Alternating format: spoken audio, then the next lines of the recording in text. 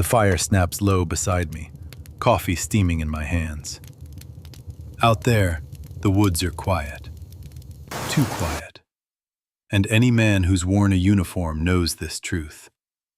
Silence can be louder than gunfire. You leave the battlefield, but the battlefield doesn't always leave you. Sometimes the war just changes shape. It hides in routine, in rain on old streets, in nights you call peaceful because nothing has exploded yet. That's when the breach comes. Not with sirens, with a knock on the door you thought was safe.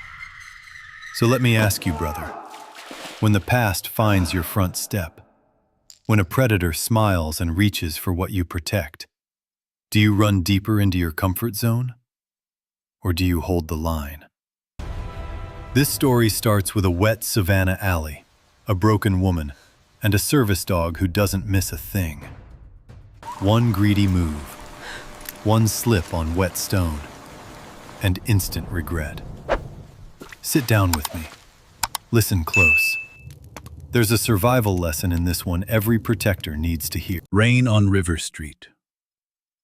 Rain drifted in off the Savannah River, warm for winter but heavy enough to slick the old cobblestones. Street lamps shimmered on puddles. The city looked polished and haunted at the same time. Logan Hart walked with the careful rhythm of a man who had learned not to trust the ground. His left leg carried an old injury, a slight hitch that showed up more on wet nights like this. He did not make a show of it. He simply adjusted, step by step, the way he had adjusted to everything else. A red and black flannel shirt sat under his dark work jacket, the familiar pattern like armor he never took off. Broad shoulders filled the jacket. A trimmed beard framed his jaw, and there was a faint thread of gray at his temples that made him look older than 40 until you saw his eyes. They were steady, coldly aware, the kind that kept count of exits without meaning to.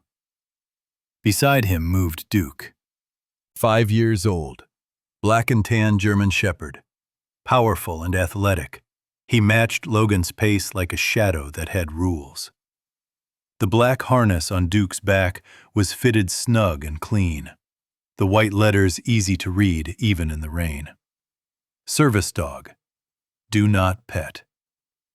People noticed the dog first, then noticed the man. Tonight, most people looked away quickly. The rain gave everyone an excuse to mind their own business.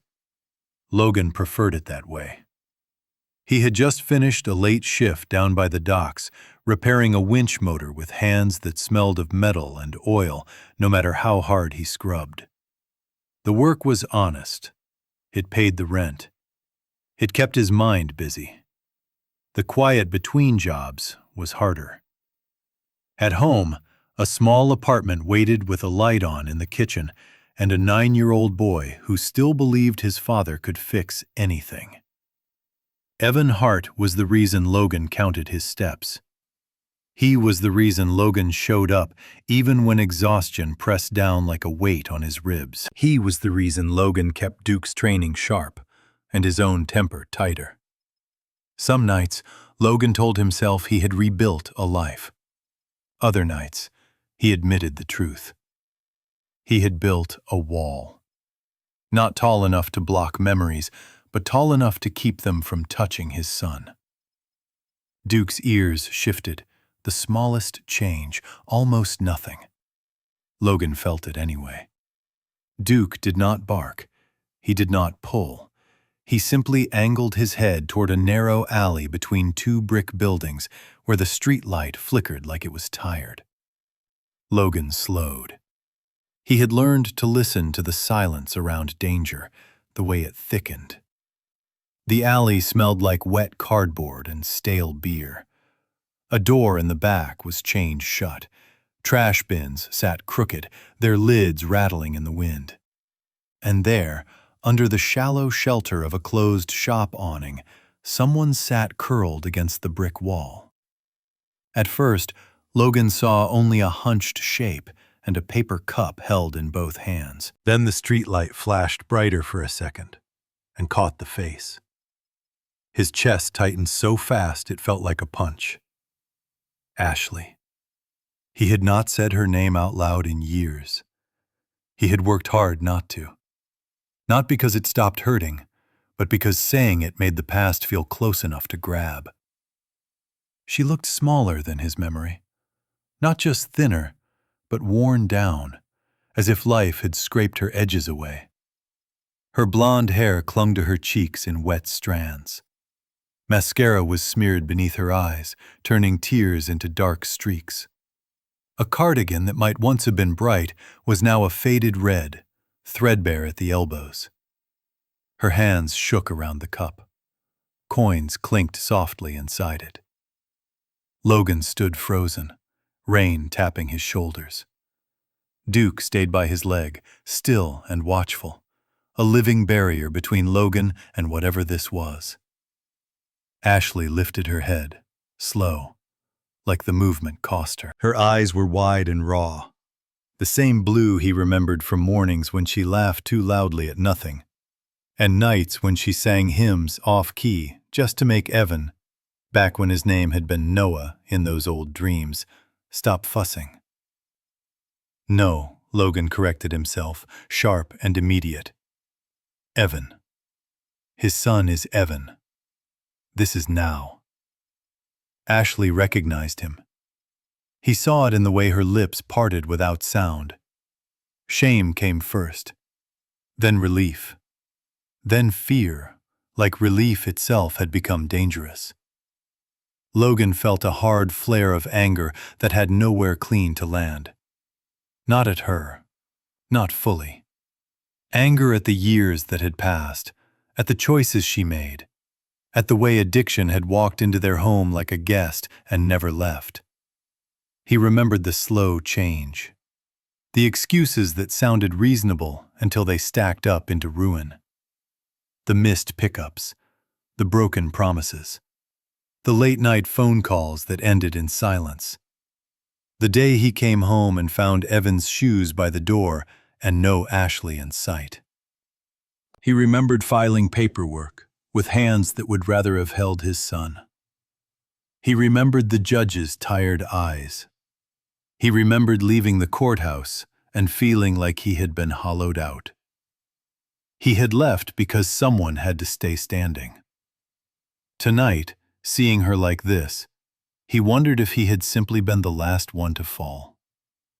Ashley's gaze dropped to Duke, then back to Logan, as if she was afraid to look at him for too long. Logan noticed bruising along her forearm where the sleeve rode up. Not fresh blood, but ugly marks that spoke of rough hands and worse nights. His jaw tightened. He thought of Evan at home, probably finishing math problems at the kitchen table, pencil tucked behind one ear, trusting the world because Logan had made it small and safe. He could not bring the world's rot through his front door. He also could not pretend he did not see her. Logan took one step closer.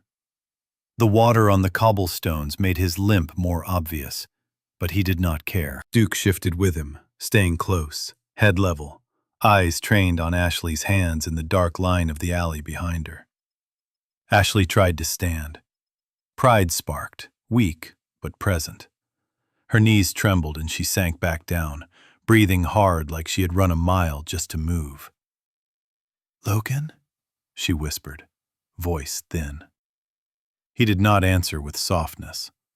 Softness had gotten them killed once. He answered with control. "You're coming with me," he said. Ashley flinched, as if expecting a trap. "I can't," she said quickly. "You shouldn't. I didn't mean—" Logan crouched at a careful distance. Up close, he could see how hollow her cheeks were, how her skin looked too pale under the streetlight. She smelled like rain and fear and something sour that reminded him of old hospital rooms. "Look at me," he said. She did, and her eyes filled. Logan felt something in him crack, not cleanly, but like ice giving way under weight. He hated that he still cared. He hated that the caring did not ask permission. He reached into his jacket and pulled it off, leaving the red and black flannel exposed to the rain. He draped the jacket over her shoulders without touching her skin more than necessary. His hands shook once, a small betrayal. Ashley clutched the jacket like it was a lifeline. Duke lowered his head slightly, not aggressive, not friendly, just present. A warning and a promise in the same body.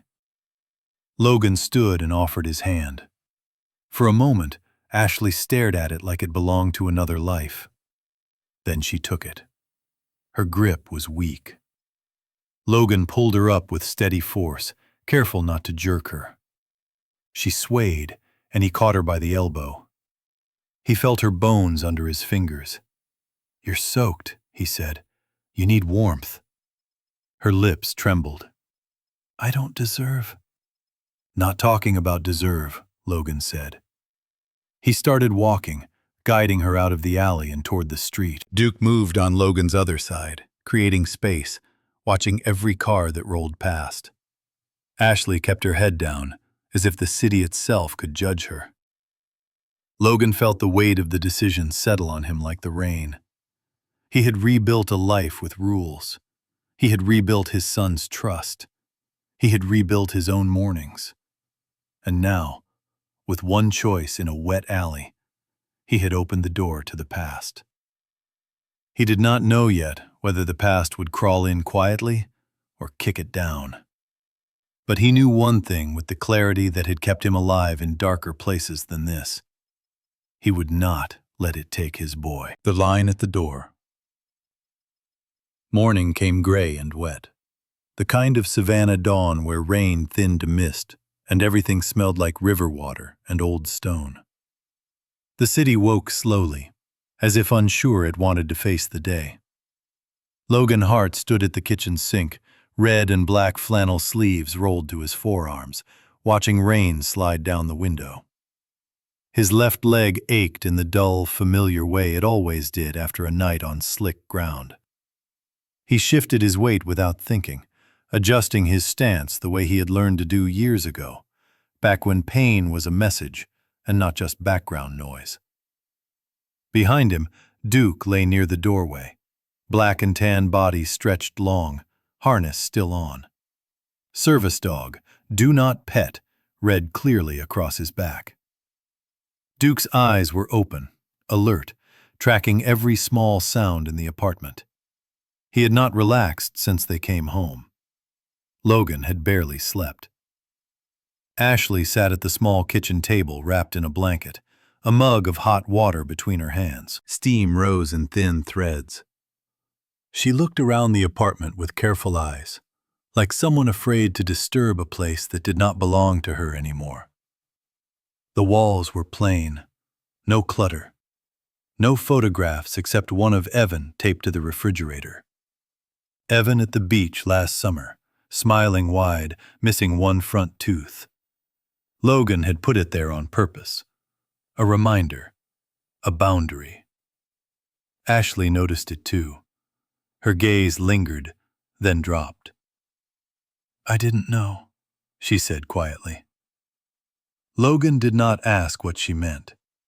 He rinsed a cup and set it upside down to dry. His movements were controlled, efficient. It was how he kept the noise in his head from taking over. "You're staying the morning," he said. "Then we talk about next steps." Her fingers tightened around the mug. "I don't want to mess up what you built." "You already showed up," Logan said, not unkindly. "We deal with what's real." Duke lifted his head slightly when Ashley shifted in her chair. Not aggressive, just noting. Logan noticed it too, and felt a strange comfort in the quiet order of the dog's presence. Duke did not judge. He assessed. Ashley swallowed. "He's going to come." Logan turned, his eyes sharpened. "Who?" "Brad," she said. "He won't let things go." Logan nodded once. He had expected this. The bruises, the fear, the way Ashley flinched at sudden sounds. Patterns were patterns. "What does he look like?" Logan asked. Ashley hesitated. "Clean. Tries to look normal. Talks like he's doing you a favor." Logan felt something cold settle in his chest. He knew the type. Men who borrowed respectability like a jacket and took it off when it stopped working. "Listen carefully," Logan said. "No one opens that door unless I say so." Ashley nodded, fast. A knock came sooner than Logan expected. 3 sharp raps, confident, practiced. Duke was on his feet instantly, moving to Logan's side. His posture changed, muscles tight, ears forward. Logan rested a hand lightly on the harness strap. The red and black flannel felt suddenly thin against his skin. Logan looked through the peephole. Brad Monroe stood in the hall, smiling. He was early 40s, average height, a little soft around the middle. Clean jacket, neat hair, a face that could pass for friendly until you looked too long at the eyes. They were restless, calculating. His hands held a small bouquet of cheap flowers, the kind bought on impulse to prove a point. Logan opened the door just enough to see and be seen. "What do you want?" Logan said. Brad's smile widened, practiced warmth sliding into place. "Morning. I'm here for Ashley. She's not well. I've been worried sick." His voice was smooth. Too smooth. Ashley made a small sound behind Logan. Duke growled low, not loud enough to carry into the hall, but clear enough that Logan felt it through his boots. "She's staying," Logan said. "You can leave." Brad's smile slipped for half a second. Then it returned, thinner. "I don't think you understand the situation." Logan stepped fully into the doorway, broad shoulders blocking the entrance. Duke stayed tight at his leg, the service dog lettering fully visible. "I understand enough," Logan said. Brad's eyes flicked down to Duke, then back up. "That dog makes people nervous. You should put it away." Logan felt his jaw set. "Step back." Brad laughed softly, like this was all a misunderstanding. He leaned forward, reaching as if to adjust his grip on the flowers. Instead, his fingers brushed the edge of Duke's harness. That was the mistake. Duke did not lunge. He did not snap. He moved one step forward, chest out, growl deep and unmistakable.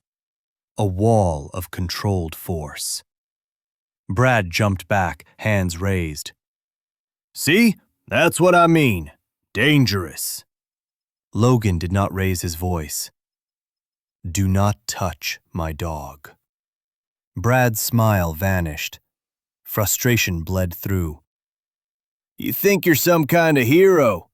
You don't know who you're dealing with." Logan thought of Evan at school, backpack slung too low, trusting the world because Logan had made it small. He thought of the alley, of rain, of choices. "I know exactly who you are," Logan said, "and you're done here." Brad took a step back, anger flickering. "This isn't over." Logan held his ground. Duke did not move. The standoff stretched, tight and silent. Then footsteps echoed down the hall. A door opened somewhere. A neighbor glanced out, curious. Brad's posture shifted. The borrowed jacket of normalcy went back on.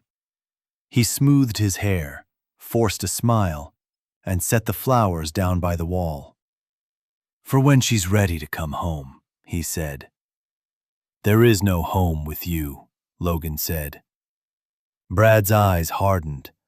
He turned and walked away, footsteps sharp against the tile. Logan closed the door and locked it. Ashley sank into the chair, breathing fast. He won't stop. Logan leaned against the door for a moment, feeling the solid wood at his back. The weight of what was coming pressed down on him. He made his move, Logan said. Now we make ours. Duke sat, calm restored, eyes still sharp. Logan looked at Ashley, really looked at her. This only works if you tell the truth. All of it. Ashley nodded, tears slipping free. I will. Logan glanced at the refrigerator photo of Evan. He felt the line he had drawn inside himself harden. No one crossed it. The truth in the bag. Rain returned in short bursts that afternoon, tapping the windows like impatient fingers. Savannah stayed dim and damp, the kind of day that made every shadow look like it had a reason. Logan Hart sat at the small kitchen table in his red and black flannel, sleeves down now, as if covering skin could also cover doubt. His left leg was stretched out slightly, ankle rolling once in a slow circle to loosen the ache. He watched Ashley the way he watched the river when storms came. Not with hate, with caution. Duke lay at Logan's feet, black and tan body still, harness on, the words, "Service dog, do not pet," stark against the dark fabric. Every time a car passed outside, Duke's ears twitched. Every time Ashley's hands trembled, his eyes lifted. Ashley looked like she had not known warmth in a long time. The blanket draped around her shoulders made her seem even smaller. Her hair was brushed back now, but it still hung limp from too many hard nights. The bruises along her forearm were clearer in daylight. Ugly marks that did not belong on anyone. Logan kept his voice even. Start from the beginning. Ashley swallowed and stared at the mug in front of her, as if the steam could hide her. He wasn't like this at first, she said. Brad, he was charming. He said he could fix things, said he understood mistakes. Logan did not react. He had heard the opening lines of that song before.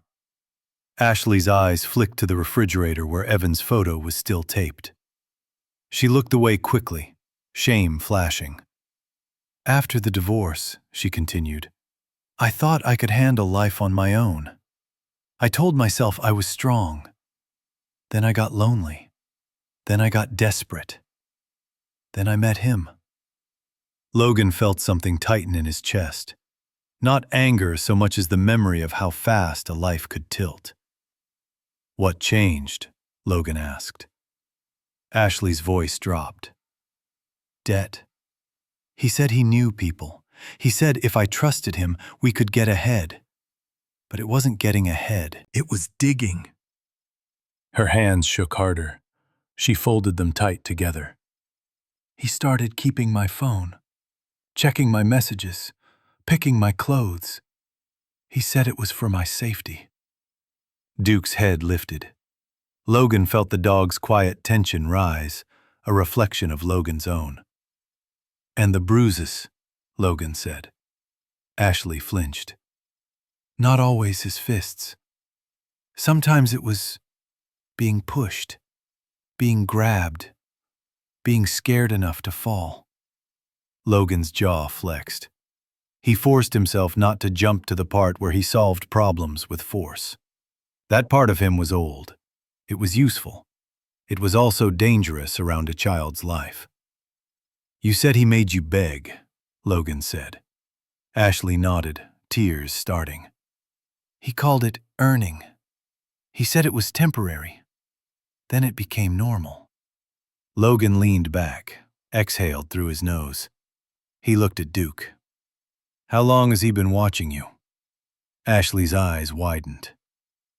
I don't know. Weeks. Maybe longer. He knows where you live. I didn't tell him, but he follows. He always follows. Logan felt the weight of that settle in his stomach. He thought of Evan leaving school, thought of the walk from the bus stop, thought of the times Logan had let Evan run ahead, laughing, because it felt like proof they were safe. They were not safe. Not anymore. "Why did you come to that alley?" Logan asked. Ashley hesitated. Her fingers tightened around the blanket. He told me where to sit. He said people with money walk there at night. He said I'd be more convincing if I looked broken. Logan's eyes hardened. He held her gaze until she dropped it. "And if you didn't bring him enough," Logan said. Ashley's mouth trembled. He said he'd make sure I never saw Evan again. Logan's breath stopped for half a second. Then it returned, slow and controlled. His voice stayed low. "He said Evan." Ashley nodded, frantic now. He found out. I don't know how. He saw the picture on my old social media. I tried to delete everything. I tried. But he finds things. Logan stared at the tabletop until the grain blurred. He felt his heart beat behind his ribs like a warning drum. A long silence stretched. Then Logan spoke, quieter. "You have anything on him?" Ashley shook her head at first, then paused. Her eyes darted toward the hallway where her damp bag sat on the floor near the coat rack. It was an old tote, stained at the bottom, the kind of bag that had been carried too long. Logan noticed the glance. "Ashley." She swallowed. "Maybe." Logan stood slowly, the slight limp more visible when he rose. Duke stood with him, moving into position by Logan's left leg, aligned and ready. Logan crossed the room and picked up the tote. It felt heavier than it should have. He brought it back to the table and set it down. Ashley's face went pale. "He'll kill me if he knows." Logan did not open the bag yet. "Then you should have told me before he came to my door." Ashley's eyes filled. "I didn't think you would help.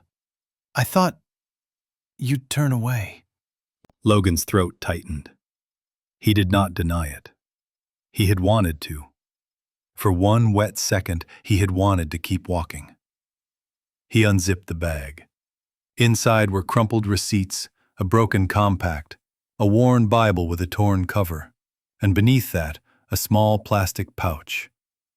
A USB drive sat inside it, wrapped in tissue paper like it was fragile. Logan lifted it carefully. Ashley's voice came out small. "I stole it from him. He keeps things on it.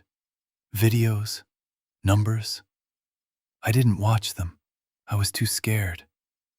But I knew if I ever wanted out, I needed something." Logan held the USB between his fingers, feeling the strange lightness of a tiny object that could change lives. He looked at Ashley, searching for lies. He saw fear, shame, and something else. A thin thread of courage. He nodded once. "Good." Ashley blinked, startled by the simple word. Logan set the USB on the table like it was evidence already. He kept his voice steady. "This doesn't fix what happened, but it gives us leverage." Ashley shook her head, terrified. "He'll come back.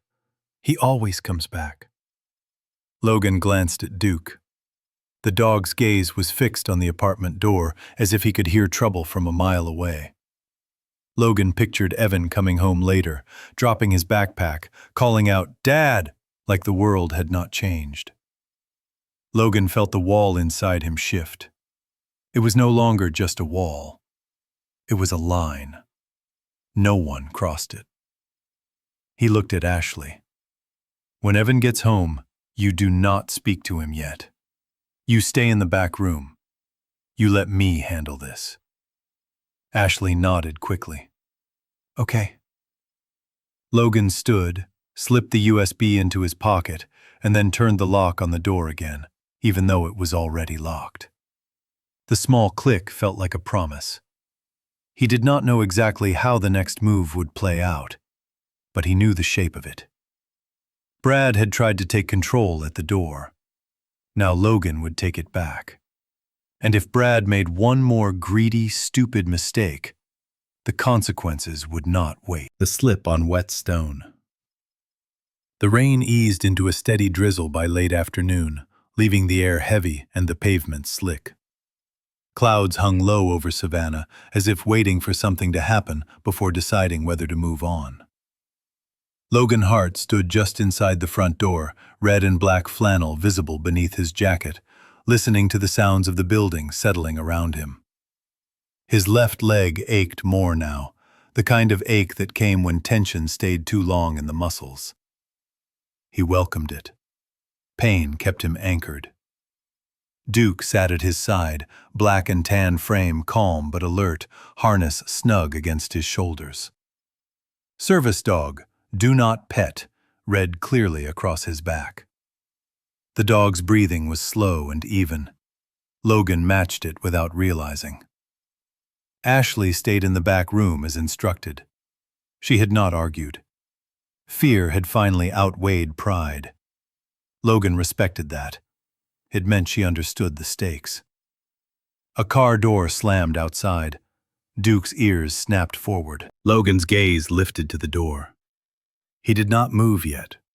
He listened. Footsteps approached, unhurried, confident.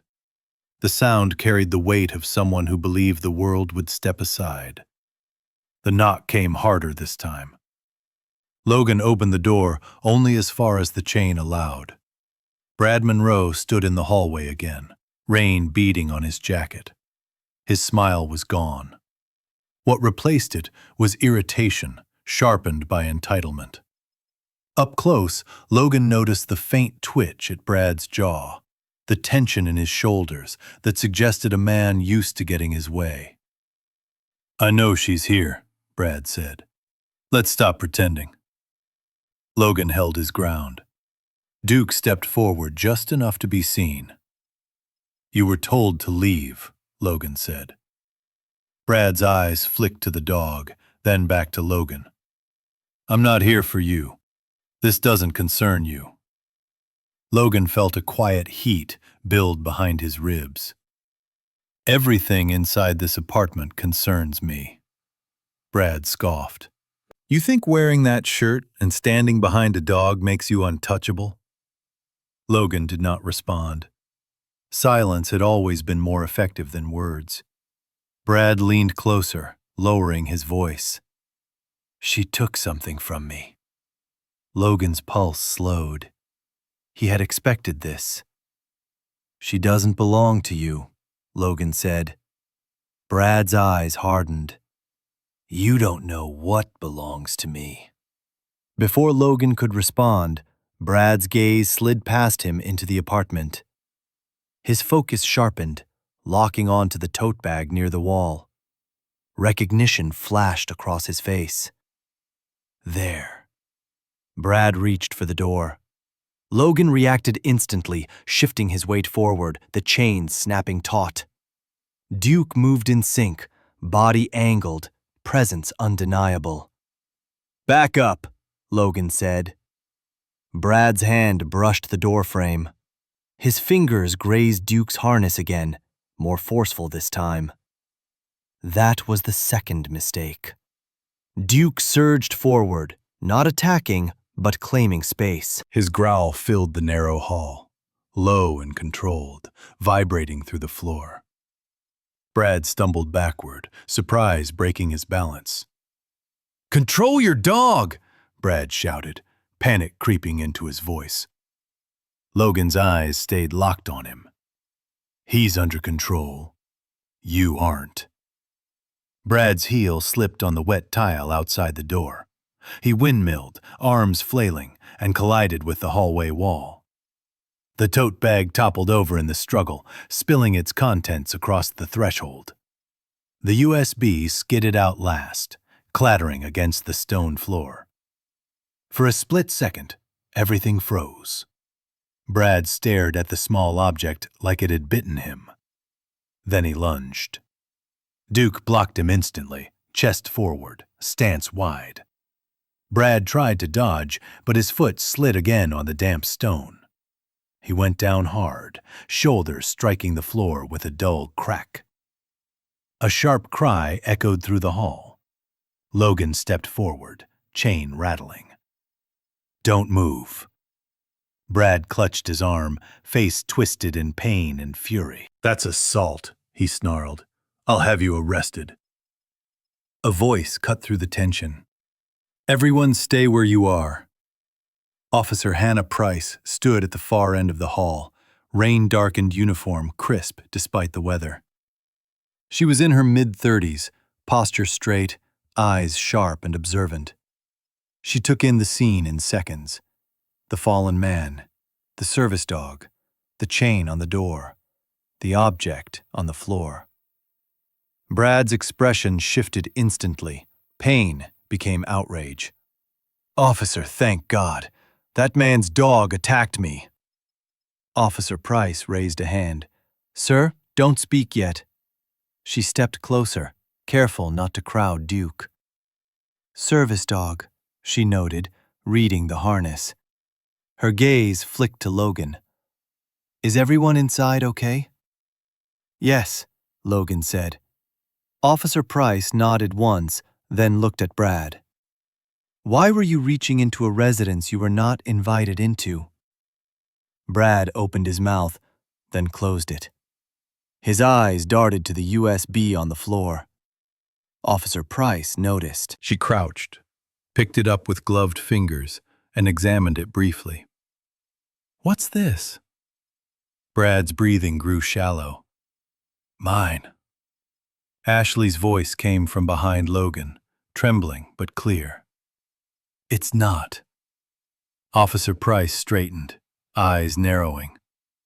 "Ma'am, please stay where you are." She turned back to Brad. "Stand up. Slowly." Brad tried. His leg slipped again. He cursed under his breath. Officer Price's radio crackled softly at her shoulder. She listened, then looked at Logan. "We've had reports of a man matching his description following women in this building." Brad's face drained of color. Officer Price looked down at the USB again, then at the spilled receipts and torn Bible.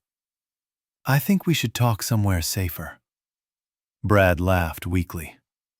"This is ridiculous." Officer Price's voice hardened. "Sir, place your hands behind your back." Brad's laughter stopped. As the cuffs closed around his wrists, he twisted to look at Logan, eyes blazing with disbelief. "You think you won?" Logan met his stare without blinking. "No, you lost." Officer Price led Brad away, his protests echoing down the hall until the sound faded. The silence that followed felt unreal. Logan closed the door and leaned his forehead briefly against the wood. His hands shook once, then steadied. Duke sat beside him, calm restored, mission complete. Ashley stepped forward slowly, tears streaming. "It happened so fast." Logan nodded. "It usually does." He thought of Evan coming home soon, of how close danger had come, of how one greedy reach had undone everything Brad thought he controlled. Instant regret did not arrive with thunder. It arrived with wet stone, a slipped foot, and a door that would not open. The house that held. Evening settled in with clear skies at last. The rain washed away and the air cooler. Savannah breathed out, leaving the streets quiet and the river dark and steady beyond the buildings. Logan Hart sat at the kitchen table in his red and black flannel, the sleeves buttoned this time. The house felt different now. Not lighter, just steadier. His left leg rested against the chair leg, the ache still there but muted, like a memory that no longer demanded attention. Duke lay near the doorway, black and tan body stretched long, harness still on out of habit. Service dog, do not pet, caught the light from the overhead lamp. Duke's eyes were half closed, but Logan knew better than to think the dog was fully at rest. Duke never truly slept when the world had only just calmed down. Ashley sat across from Logan, hands wrapped around a mug that had gone cold. She looked cleaner, calmer, but fragile in a way that no shower could fix. Her shoulders were drawn in, as if she was still bracing for someone to burst through the door. The door stayed closed. Logan listened to the quiet. He had learned over years of service and survival that silence after chaos was not peace. Yet, it was a test. "There will be questions," Logan said. "From the police, from the court, from people who think they know how this should go." Ashley nodded. "I'll answer them." Logan studied her face. He looked for excuses, for cracks, for signs that fear would send her running back to what was familiar. He saw fear. He also saw resolve. Thin, shaky, but real. Officer Hannah Price had returned briefly earlier that evening to confirm Brad Monroe was being held. She had spoken plainly, her tone professional, her eyes kind but not soft. "This won't end overnight," she had said. "But what he did today matters. And what you did matters too." Now the apartment held only the three of them. Logan stood and walked to the sink, rinsing the mug without looking at Ashley. His movements were measured, controlled. He needed them to be. "I called Pastor Carter," Logan said. "He knows a place. Structured. Safe. It's not a promise. It's a chance." Ashley's eyes filled. "I don't deserve a chance." Logan turned. "That's not the point." He dried his hands slowly. He had learned something about mercy over the years. Mercy did not erase damage. It gave room to rebuild with rules. "You'll go tomorrow," Logan said. "You'll follow the program. You'll keep your distance from Evan until they say otherwise." Ashley nodded quickly. "I will. I swear." Logan raised a hand. No swearing, just doing. She pressed her lips together and nodded again. A key turned in the front door. Duke lifted his head instantly, ears forward.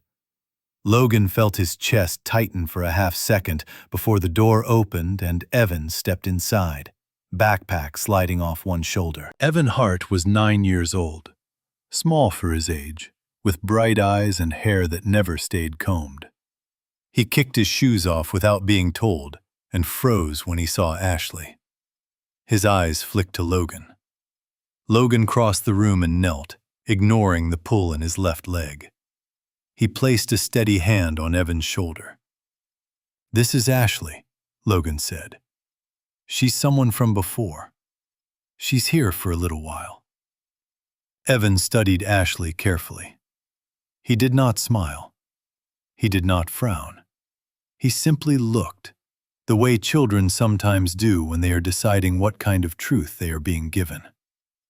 Ashley kept her hands folded in her lap. Her voice was soft. "Hi, Evan." Evan nodded once. "Hi." Duke moved closer, positioning himself near Evan without blocking him. Evan reached out automatically and rested his hand on Duke's back. Duke did not flinch. Logan watched the exchange, heart heavy and full at the same time. He felt the old instinct to shield, to control, to lock every door. He also felt something else. Trust. Fragile, but growing. Evan looked up at Logan. "Is everything okay?" Logan met his son's eyes. "It will be." Evan accepted that answer the way he always did. He shrugged out of his backpack and went to the kitchen table, pulling out a worksheet. "I have homework." Logan watched him sit, watched him hum quietly to himself, watched the world keep going. Ashley wiped her eyes with the edge of her sleeve. She looked at Logan with something close to gratitude, mixed with grief. Later, after Evan was in bed and the apartment lights dimmed, Logan stepped out onto the small balcony. The city lights blinked in the distance, steady and indifferent. Duke followed, settling beside him, pressing warm weight against Logan's leg. Logan thought of the alley, of rain and flickering light, of how close he had come to walking past. He imagined a different ending, one where he kept his life clean and small and safe, and let the past disappear into the dark. The thought hollowed him out. Forgiveness had not erased consequences. Boundaries had not softened pain. But something had shifted. He had not saved Ashley. He had not fixed everything. He had chosen not to look away. Inside, Ashley lay on the couch, staring at the ceiling, knowing she would leave in the morning. Knowing she had been given a chance that came with rules. Down the hall, Evan slept, trusting the house to hold. Logan rested his hands on the balcony rail and breathed. The storm had passed. The ground was still wet, and anyone who ran carelessly now would fall. Some regrets came slowly. Others arrived the moment you reached for what you were never meant to control. Sometimes the miracle does not arrive as thunder or light from the sky. Sometimes it comes quietly, in the moment a person chooses not to walk past suffering, but also chooses not to abandon wisdom. Faith does not promise an easy road. It asks for courage, for boundaries, and for the strength to do what is right when the cost is real. God's hand is often seen not in what is erased, but in what is held together. A home that stands, a child who sleeps in peace, a heart that learns mercy without losing truth. In daily life, we face these choices more often than we realize. A chance to look away or to step closer. A chance to react in anger or to act with calm purpose. Grace works best when it is paired with responsibility, and love becomes strongest when it is guided by faith. If this story spoke to you, take a moment to share it with someone who may need hope today. Leave a comment and tell us what choice you would have made. Subscribe to the channel so more stories like this can reach hearts that are still searching. May God bless you and your family, and may His peace guard your home.